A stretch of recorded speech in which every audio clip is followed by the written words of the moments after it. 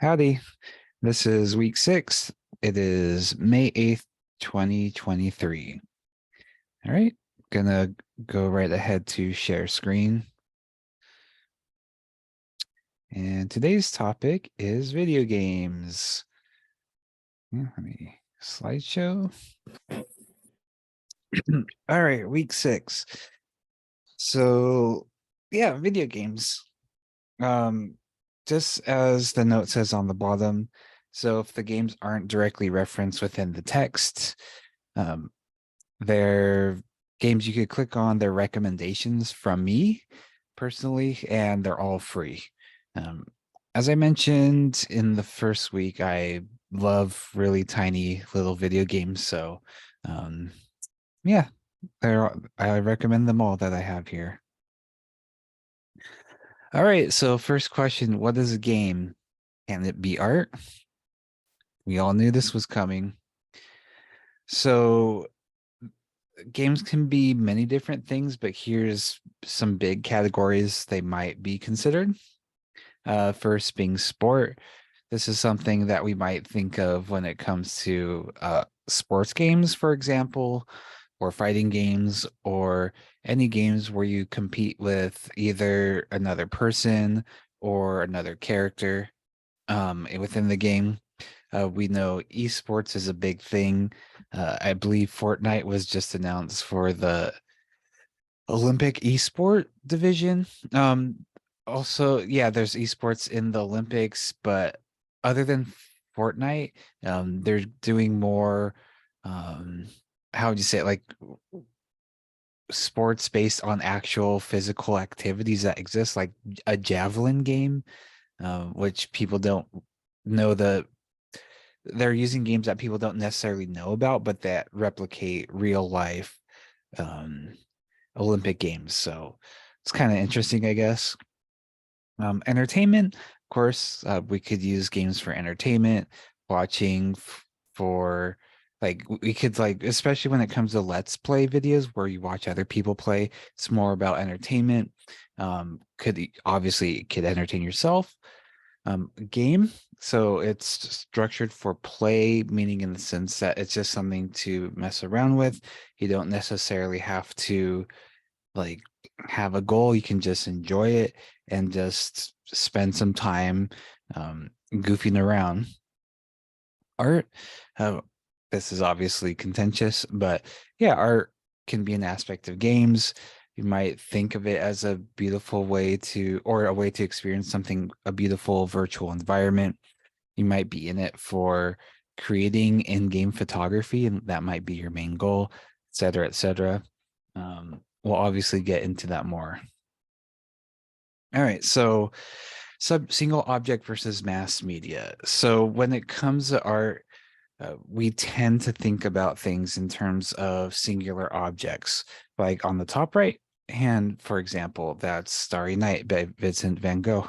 That's one object. Of course, there's replicas of it, um, like prints, as well as like fridge magnets, as well as posters, as well as images like this here, right? But however, that all comes from one original painting, and we know that painting's a lot of money, right? I don't know where it is right now exactly, but whoever has it has a lot of power because they have that image, right? So mass media, video games are considered mass media, where unlike Starry Night, the original copy is the same as every other copy. Basically, no one has access to one copy um, that's original.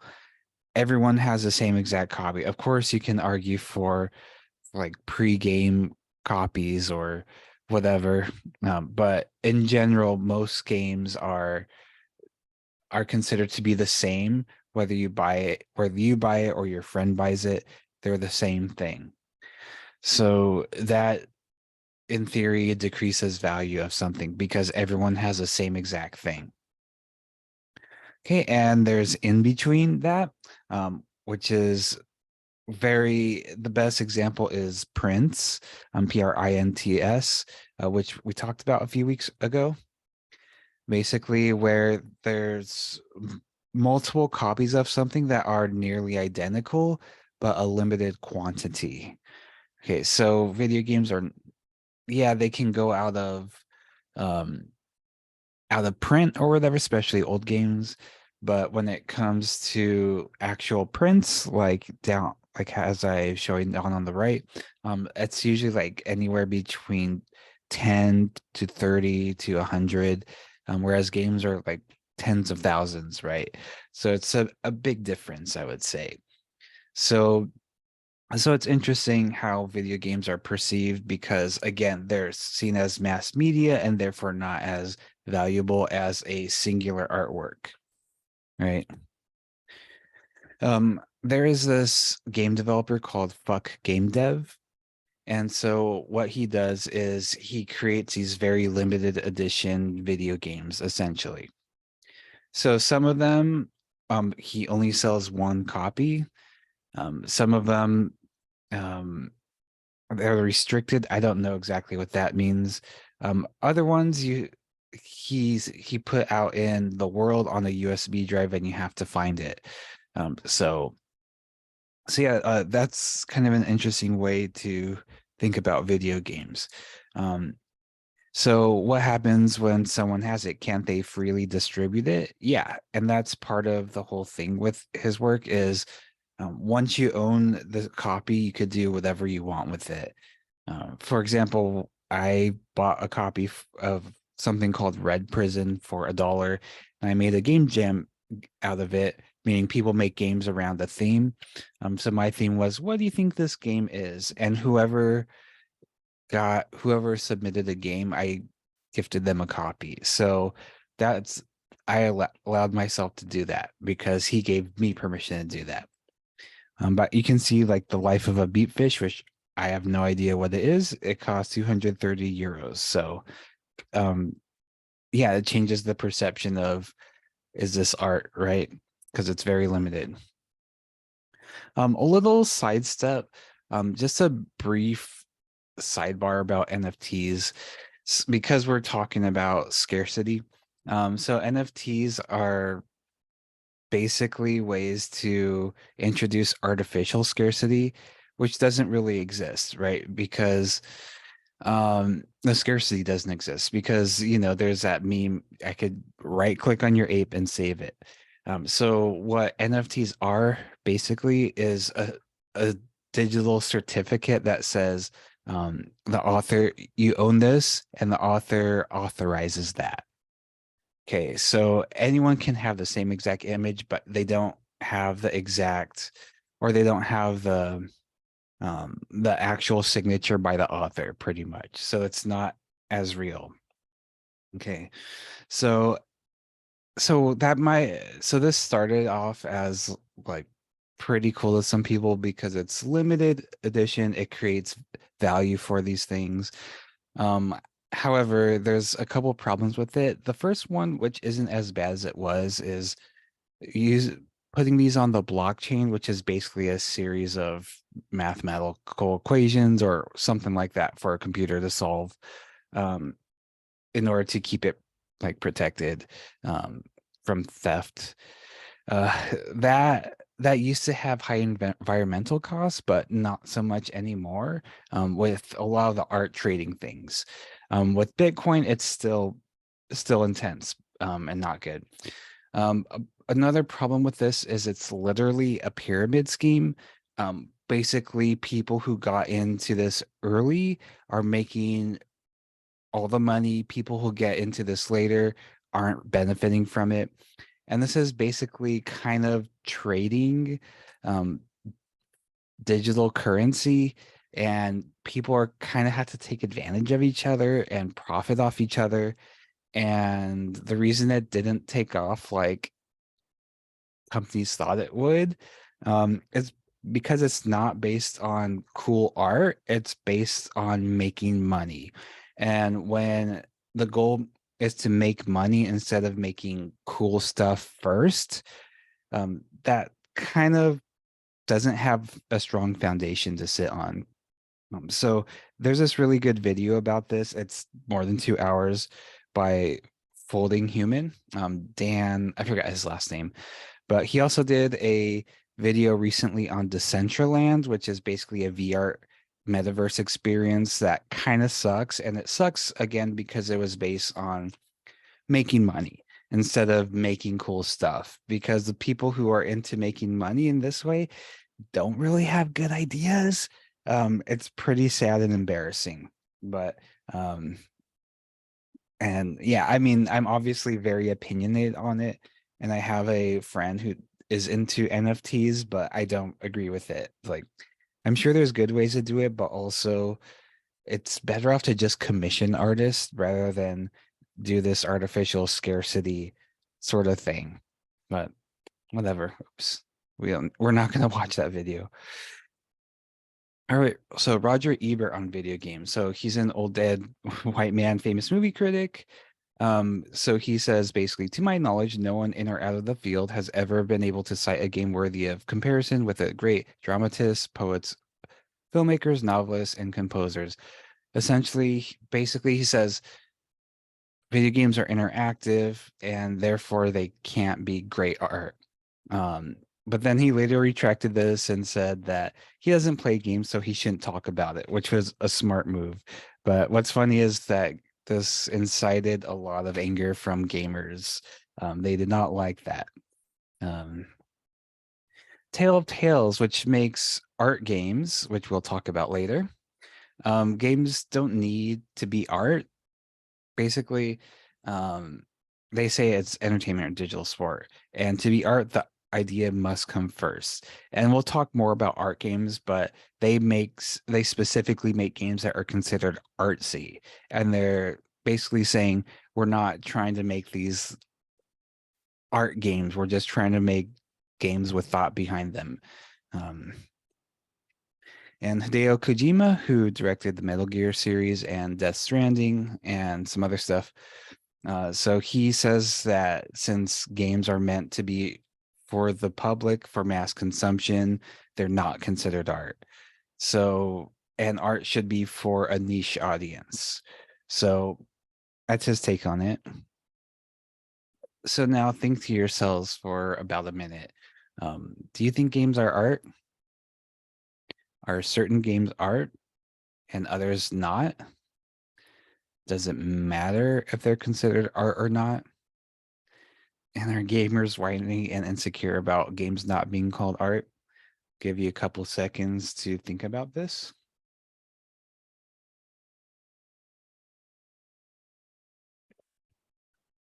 All right. So yeah, they are art legally, actually. So Supreme Court in the United States ruled that video games were protected speech like other forms of art in 2011. So legally, video games are art. They're also grants for video game art. They're also in museums and the Smithsonian. So there literally is no argument against art when you're talking about pure, specific, formal definitions of is video game art. Because yes, and it is protected as such. So an interesting aspect that was brought up by um sorry, my roommate was singing. I heard him. Um, an interesting aspect that was brought up by oh, what's his name? Ebert, was the interactivity of it, because the author doesn't control the entire aspect for the viewer to consume.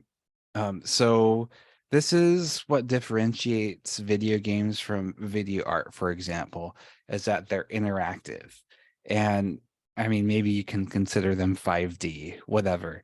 I don't use that term, um, but yeah, that's like the huge difference between video games and other forms of 4D or motion-based art. Okay, so it's interesting in a few ways. So the first is duration of experience.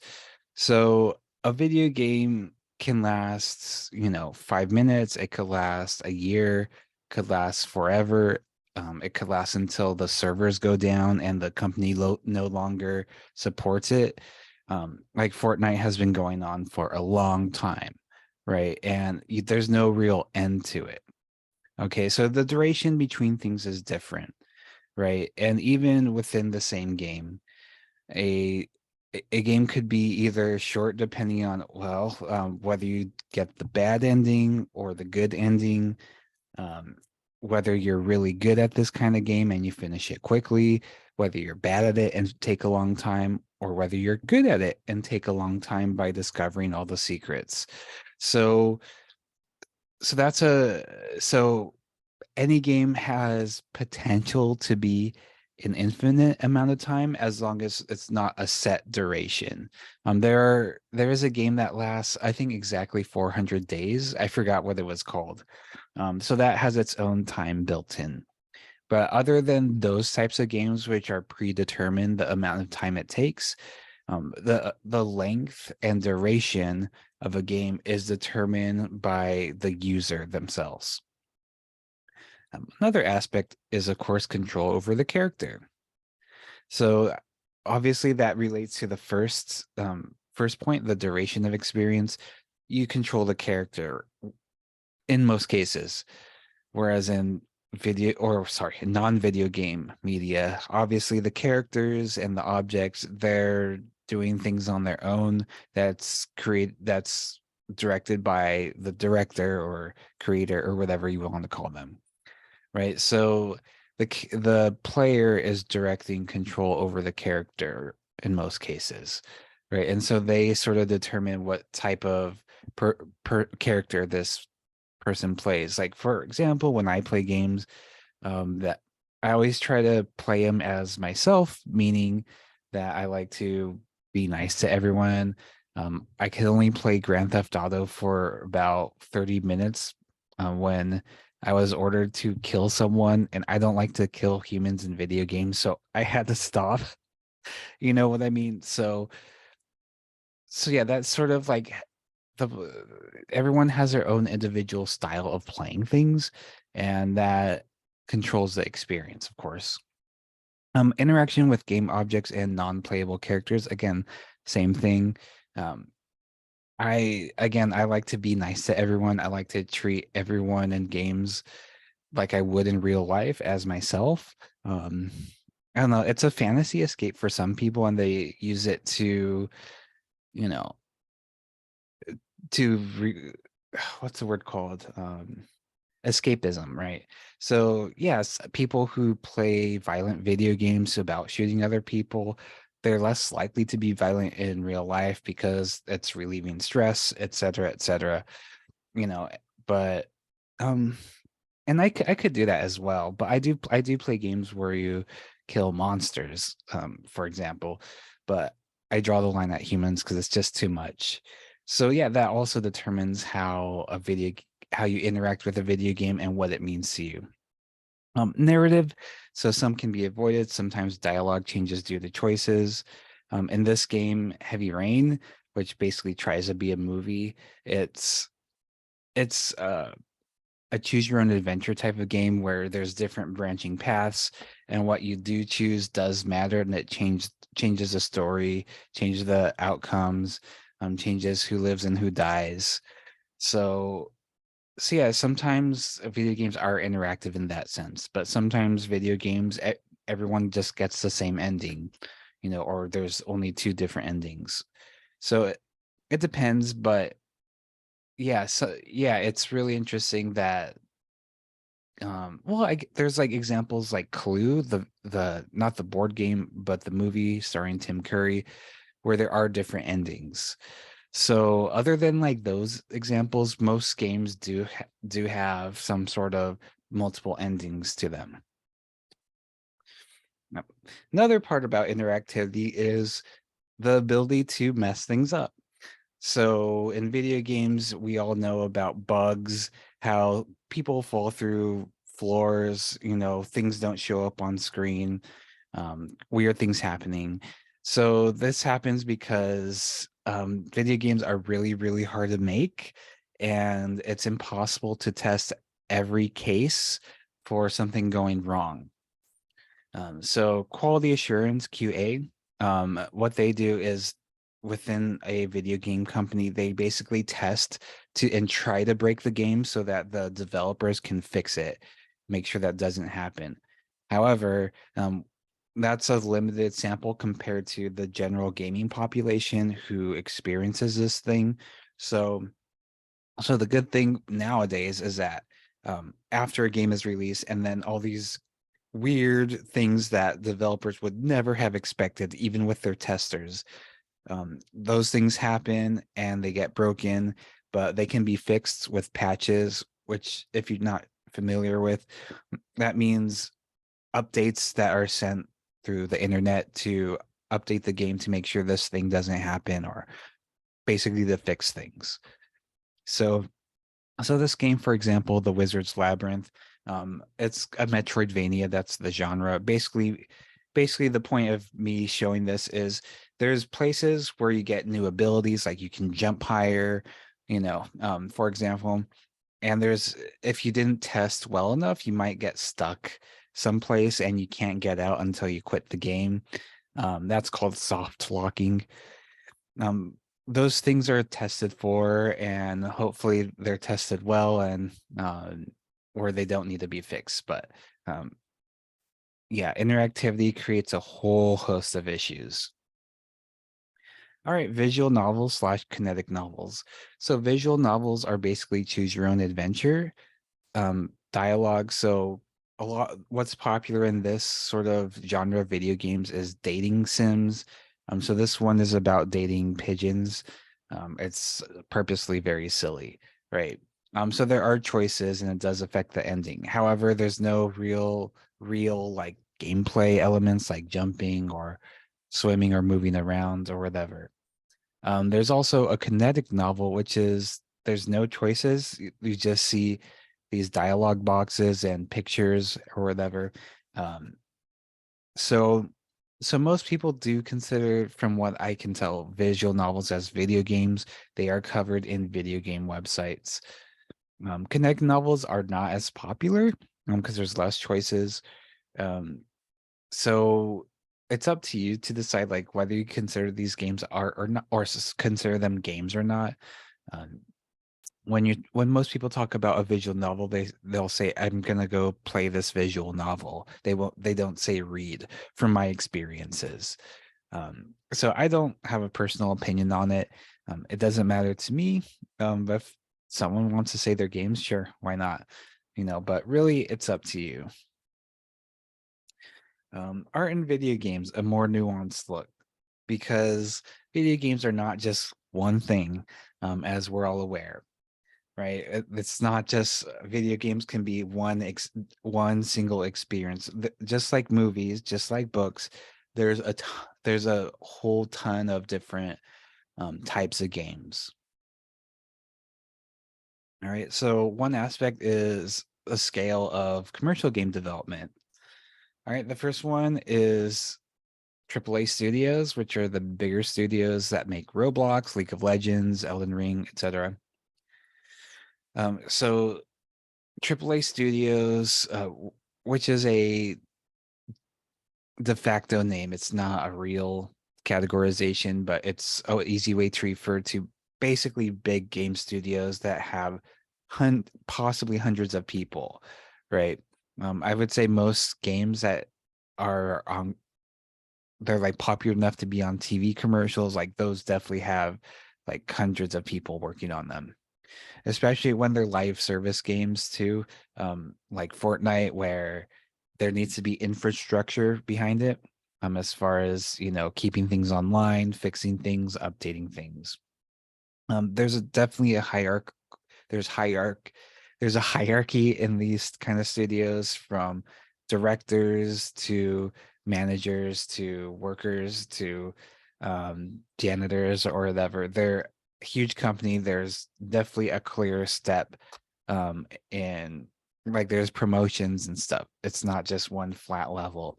The exception here is Valve, which is actually isn't quite true, but they claim to be kind of non-hierarchical, but that's a whole nother story. Yeah, many are games as a service, which I just mentioned. indie studios. So this includes Innersloth for Among Us, Untitled Goose Game, which has run out of fashion, I guess, since I made this uh, slide. But yeah, they're smaller studios and they provide game or they make smaller games usually that are probably less detailed in graphics. Could be anywhere between like a few people to maybe up to like 40, 50. Um, Kind of depends. And again, it's one of those things that's not easy to define. You kind of know it when you see it. And sometimes studios go from indie to AAA. Um, Technically, Minecraft is an indie game. It started off as a very, very small team. Hatsune Miku created it. But as time goes on, there needs to be more infrastructure and more people working on it. Usually smaller budget, and most cases, except for the successful ones, struggle financially. Solo developer. So this is just means one person. So the most successful person is probably Concerned Ape, who created Stardew Valley by himself over 5 years. That nearly killed him, literally. Um, he's very successful. There's other people like Lucas Pope who made Return to Obra Dinn, et cetera, et cetera. This is one of my favorite creators, Sylvie. She's a cat, and she makes these really cute and very difficult games. So it's one person that does everything. The thing about scaling down to one person, as it's usually this person's singular vision. Whereas AAA games, there's more of a hierarchy. There's committees to create things, to design things, to say, yeah, that's okay, or no, we need to take that out, right? Whereas solo developers, um, unless they're like working with a publisher who's helping them or some other entity, um, it's usually their own vision, which is something I definitely prefer, is weird, idiosyncratic things. However, the problem with this is it's a lot of work. Video games, again, are very, very difficult. And if you're doing everything, it's easy to burn out. So other than, the ones I mentioned, most people, solo developers can't make a living from this. Also, outside of commercial development, there's hobbyist game makers, like my internet friend Merrick Kapolka, who made this game. I can't pronounce it, but it's named after an Italian song that's meant to mimic American speech patterns. But yeah, this game's free. I've made tons of free games, and I don't charge for them. So um, yeah, it's another aspect of game development that's not considered. All right, video games are not just one thing. Okay, so this is a German word that I'm going to attempt to pronounce, Gesamtkunstwerk. So this means many different things within one object. So that's what video games are. They're not just a video game. They have graphics, they have programming, they have sound, they have dialogues, they have scripts, which is different than dialogues, et cetera, et cetera. This game in particular comes with the novella, and they're pretty much a blend of many different skills and talents. So if you're good at one thing, then and bad at another, might be a little bit harder to make. There's this thing called programmer art, which is basically a we're talking about solo developers, where the game is great. The way things move is great, but it looks kind of ugly or basic because these programmers are not artists. Okay, so more within roles of the game industry. So of course, art and creative jobs, which we'll go over more. Programmers are actually make things run. So without programmers, you might have these characters, but they literally can't do anything. You can't control anything. You can't control the camera that moves around them. They would just sit there. They also are responsible for, making objects within the environment move. They also do things like interacting with things, making the writing scripts pop up, just anything moving, anything interacted, they're in charge of basically. So without programmers, video games would never be like this. Like they would be very simple. Um, I think it's like I'm going to show you game engines that don't require programming, but for the most part, for most commercial video games, like they all have programmers. Um, Managers and producers, they don't work on the game themselves necessarily. They give direction, they get resources, they make sure these people have this information, et cetera, et cetera. Technical people who help with technology and servers, like I mentioned with Fortnite or other games as a service, that you need to have this infrastructure running because when servers go down and no one can play it, like you need someone to fix it. And an artist can't really do that. So you need people behind the scenes doing that. And then business people and marketers who, again, don't necessarily work on the game, but they work on how they spread the word out about their game and make it look cool. And yeah, not all studios have these, but most AAA studios do probably.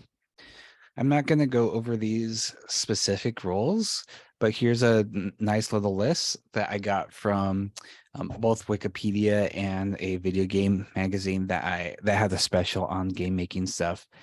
So you can see there's a lot of different roles going on, and the bigger the game, the more specialized someone's role within making a game is. And yeah, here's a second page. Here's a break slide of my daughter. She escaped the cage about a month ago, and I found her under the heater, of course.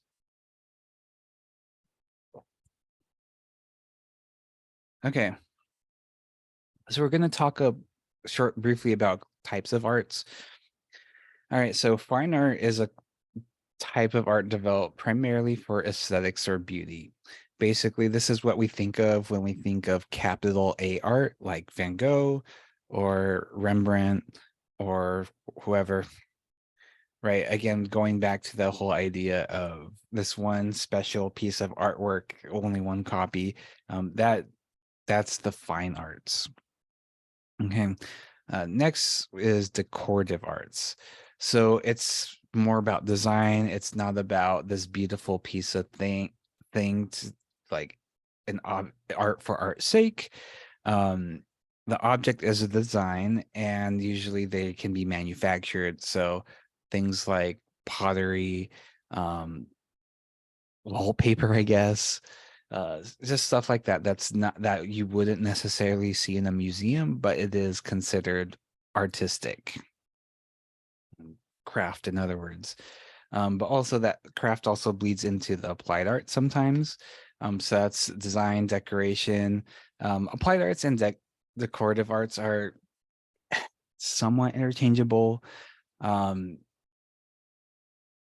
s I guess they kind of are the same thing. It's funny, like I guess they pretty much are interchangeable the more I think about it. Um, I'm gonna say they are actually. So yeah, we'll go with that. It's funny because I've taught this for a few years and I didn't really think until like I'm saying this right now. But yeah, they seem pretty much the same to me. I'll have to do more research on this. All right, so higher or low art. So higher is considered art that is supposedly basically for rich people. Again, it's singular. Um, it has this quote unquote aura to it, which is some weird philosophical arguments about art that um, some people care about too much.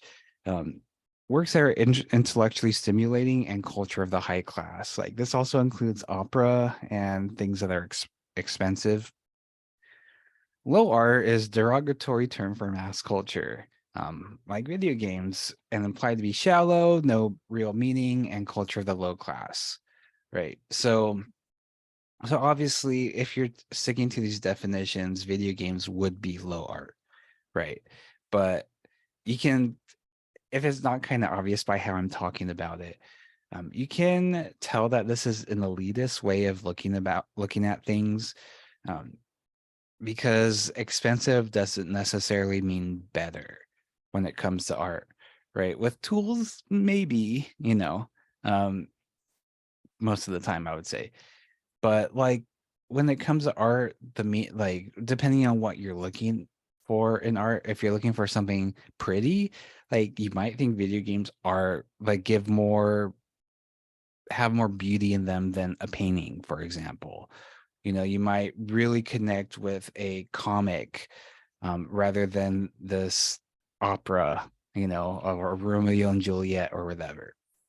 So again, when it comes to high art versus low art and the distinction, it's pretty much coming from a place of money and privilege and wealth. And it's usually a way to make people feel better about themselves, I guess, um, is my charitable way of saying it. This. All right. So these next two slides a little close attention. So this time I'm talking about art games. All right. So these are they're distinct from purposefully commercial games. They're meant to be niche. So what does that mean? It means they're not necessarily trying to make money. They're not necessarily trying to be profitable. They're meant to be idiosyncratic. They're not necessarily meant to be weird, but they're often weird because they're based on one person experience. Um, and they're they usually try to be different than commercial minded video games because they're usually personal in the sense that they're about someone's life or whatever. Um, so so this next point, this gameplay can be means to an end. So it's the message that's the most important thing here. It's not necessarily like goal driven or or like beauty driven necessarily. It can be more about the message usually. um it's they tend to be more need more emotional investment than commercial games. That's arguable. You can have emotions from any games, but in any case they're all still games. They're just meant to be kind of more or less artsy or whatever, less accessible to everyone around. So criticism, of course, as you can tell, is it's pretentious, not fun, introduces unnecessary high art versus low art argument, and implies a superiority to non-art games. So again, this might be an issue of class. However, most art games that I've played aren't really like done by high class people necessarily. It's like just actually it's a wide range. I've like Sylvie, for example, is definitely not rich. There's other people who probably do come from rich backgrounds that do have the time to make these kind of things. But yeah, it goes back to that argument of graphic novels versus comic books, right? Is it more pretentious? Is it trying to be better than the lower culture stuff? I'm sure some people are really into that and making games to be better than that, but it really depends on game to game. Sometimes this is like the best way to express something, so that's why they make it. Um, and I meant to say like focus on this slide as well. So video game art, which is different than art games. Okay, so this isn't like a weird video game necessarily. What it is using the tools of that you are used to create video games, but make art from it. So this doesn't necessarily mean something like a game. It could be a illustration. For example, I'm gonna go ahead and play this, quote unquote, play this. So you can see it says run illustration, and this is an interactive illustration. So I click this, and after this pops up, Unity is the name of a game engine. I can click and drag and do this. And it has, so you sort of like interact with it, but There's no real gameplay. It's just something kind of cool to look at. Other people call these sort of small games like uh, digital postcards or interactive postcards or something like that. So you can think of that and think of these in that kind of term.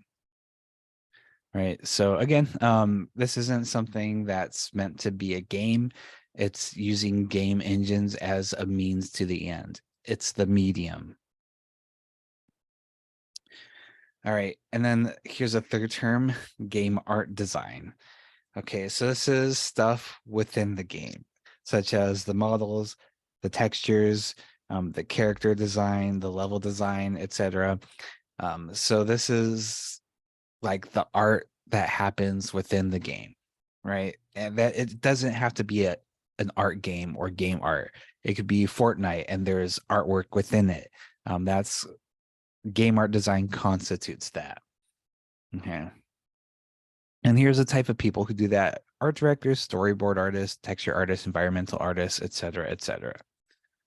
And which are all very specialized um, roles. Shaders and particles. So these are effects that happen, visual effects. I mean, every movie has visual effects, unless they're like super low budget. But yeah, these are basically things like smoke from a gun, for example, or fireworks or whatever. So shaders and particles they're two very different things. But they're under the realm of effects where these shader or particle artists, basically a VFX artist, visual effects artist, create these things to enhance like the mood of a game or show something happening or whatever. Um, so I don't think like within this little field of VFX, well, very large field, I should say, but a small section of video games. As you can see, there's like so much beauty in this, right? So this is something I thought I wanted to do until I read that, oh, like it requires a lot of calculus and knowledge of physics and programming in order to get into it. So then I stopped becoming interested. There's definitely ways to do this um, without programming. I can't remember the website, but yeah, there's ways to use like there's websites where you can kind of do this without having to program specifically, but it's really cool. I love it. I would do it if I could, but I don't want to go back to school. So how Doom renders a frame, content warning, shotgun, bloody demon. It's Doom, the video game. So close your eyes if you're not ready to see that kind of stuff. Okay, so what is happening here is this shows some, but not all of the layers that go into a frame. And what I mean by a frame is when this game is running at 60 frames per second, this is 1/60th of a second. So it's not just stuff that's on the screen. It's like a lot of different layers going into one frame, 1/60th of a second. So we start off with like the silhouette of the shotgun, right? That's in the screen space, which you don't need to worry about what that means. And then it's layered with the dark gray to white gradient right now, which is called the depth map, DEPTH. That's hard to say. So those are like the very basics. That depth map is like how far something is away from the screen.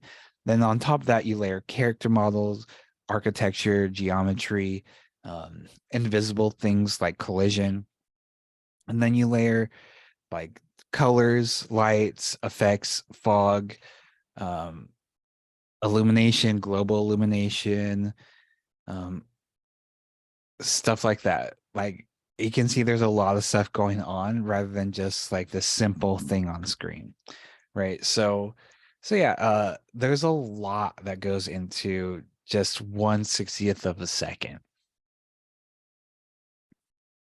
All right, what are the purposes of video games? All right, so purpose of the game is determined by the intent of the developer and the experience of the player. Of course, intent, they say that the road to hell is paved with good intentions. So that's not necessarily the case with all video games, but basically what the developer intends for the game's purpose to be, that can determine that. But at the same time, you might not always know the intentions of the developer. They might be a troll, for example. Um, they might mean one thing, but the experience of the player might be different than what the developer intended. So the purpose of the game, according to the developer and the player, they could match up, they could be completely different things. It's a case by case basis on what that is. The purpose of the game can change with different modes within the game. For example, a time attack mode where you try to, or a speedrun mode. Um, time attack mode is a very old way of saying that, of speedrun mode. Basically, try to get through the game as fast as you can, as opposed to maybe an adventure mode where you just, they want you to talk to everyone or whatever, or multiplayer mode where you just play with your friends, or cooperative or versus modes where you play with or against your friends. That changes how the game is, or the purpose of the game. Can be altered depending on how the user chooses to interact with that. That's for the next slide. And can be broken, exploited, or altered as much as the user chooses to do so. Also the next slide. Um, so for example, the Nuzlocke challenge in Pokemon, if you're familiar with that, being a nomadic vegan pacifist in Minecraft, or this Mario example where you want to collect these green mushrooms, and within Mario 64 they follow you around, right? Which is a good thing. However, there's a green demon challenge where you purposely try to avoid it. And since it's basically AI following you, you have to be pretty good in order to keep yourself from collecting it. So these three examples, plus there's a lot more in here, are examples of how to take a game and change the rules according to how you want to play it. Again, for example, in Minecraft, where you it's you kind of expected to eat cows and fight creepers and stuff like that, and not build how, and you're supposed to build houses. Like, well, what if I don't do that? That makes things harder, right? A lot of video games do come with different difficulty settings, like for example, the narrative or pacifist setting in video games mean there's no combat.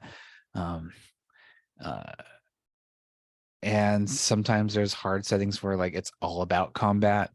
um, and more often video games come with accessibility features where um, you can change some things, like, oh, combat is easy so it doesn't get in the way of my experience, or sometimes I think Near Automata does it, where like there's one button where if you press a button, like it does everything you need it to do. I think that also includes like just watch the game play itself as well. So there was interesting things like that that change the rules of how the game is intended to be played, which again is kind of a weird, shaky thing, right? And within this comes, there's also the speed running, which again is trying to complete a game as fast as possible. And that's a lot of fun because it takes a lot of skill. And basically, in order to be a successful speedrunner, you have to have no life and kind of do that full time, like practice 10 hours a day or whatever. Um, so yeah, there's so many different ways to interact with video games other than the intended way. Um, what are some of the purposes of games? So I want you to think for, I don't know, about 20 seconds about what are some purposes.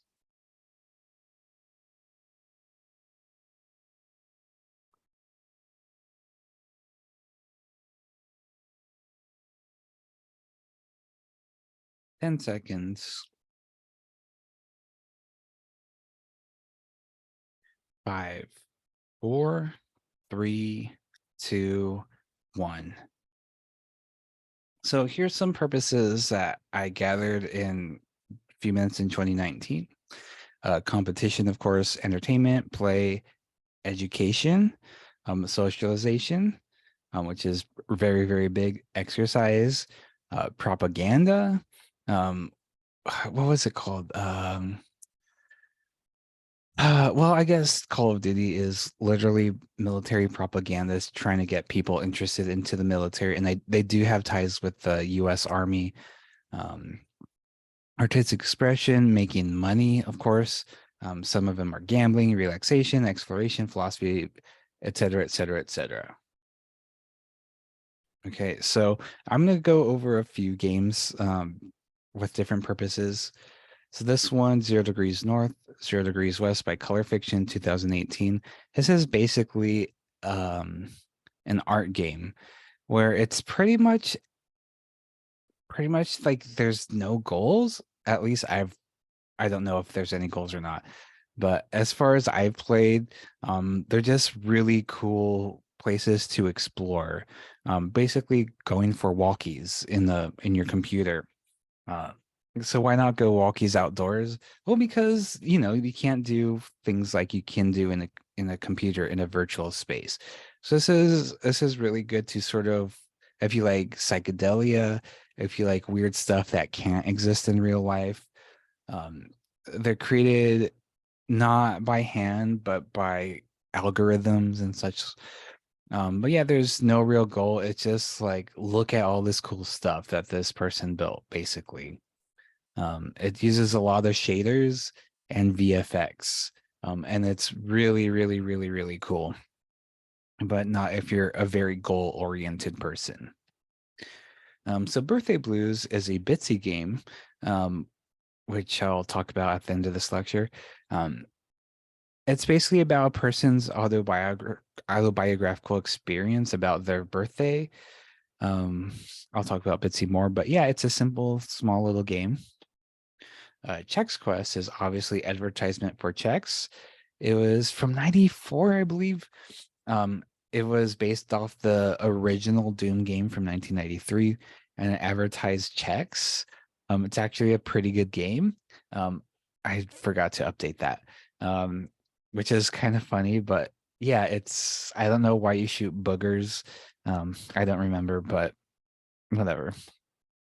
Dear Esther is a game where you walk around an island in Scotland, and you hear these audio logs pop up about a car crash or whatever, and it's kind of really the sad, wistful game. And you get this story. It takes about an hour to 2 hours, depending on how fast you do it. Um, but yeah, it was a landmark in games like, oh, here's this quote unquote walking simulator, which like impressionism was an insult at first, but now it's the name of it. So yeah, it's just an interactive art experience or interactive story. Everything is basically there's some philosophy um, that you'll listen to. You can turn into pretty much everything in this game. Um, I think there's an end goal. I'm not totally sure, but I didn't experience an end goal. So this one is really interesting. Game tourism mods, and you might need to know for the quiz. So this is a radical reimagining of first-person shooters or video games with combat elements. So these game tourism mods basically remove the enemies in combat, because when you're focusing on the enemies in combat, you don't notice the spaces as much. And they're created by artists, they're created by environmental artists, they're created by map designers, um, texture artists, animators, all these types of people, right? And so these game tourism mods, what they do is it's usually for older games before 2000 or so. Um, they're they're meant so you can just experience the environment without the pressure of having to be in combat. So yeah, it is taking, I think most of them are from first person shooter games with guns and stuff. So it's taking that genre and subverting that, and again radically imagining that to be a nice little stroll in the alien planet or woods or whatever. Heavy Rain, basically a movie choose your own adventure. I don't like it. It was a struggle to get through, but it was probably cool at the time. Islands Non-Places is sort of an interactive puzzle. It's by the same interactive illustration guy we saw earlier.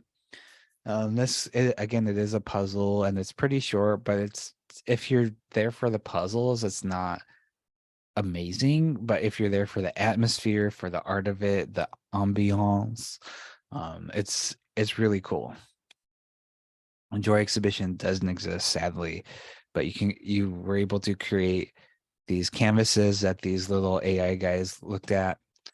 Mirror's Edge, entertainment, exploration, um, basically parkour in first person is really cool. Overwatch, games as a service, of course. Now we're on Overwatch 2. Competition, socialization, etc., etc. Red versus Blue. This is machinima, which is taking, which is game art, not art game, but game art. Basically, they're taking for the series Red versus Blue. These people took um, the Halo engine and made these characters do these funny sketches where they talk to each other and stuff. Rainstorm Repeat, a toy, Rat's World Exploration, etc., etc. It was a gift for someone, for Secret Santa. Screensaver Collection, that's non-interactive. You just play it, or you start the engine up and it just like automatically shows us cool stuff. Sims by EA, propaganda, entertainment, play, toy. This is no longer relevant in 2023, but yeah, there was a big deal about them screwing players over with microtransactions, and the person, the rep, who spoke for EA on Reddit, their post was the most downvoted post of all time on Reddit, so that didn't go over well. So I'm just going to skip these last few ones. Before I talk about the assignment real quick, I want to talk about wisdom from video games. So media says video games don't teach you anything important. However, Dark Souls is important. They tell you important things like age only affects appearance and has no bearing on ability. Gender has no bearing on ability. Everyone has imperfections. Prejudice births malcontents, and time for crab. Okay, so just gonna go over the video game assignment real quick. So here, basically, you're gonna make a game.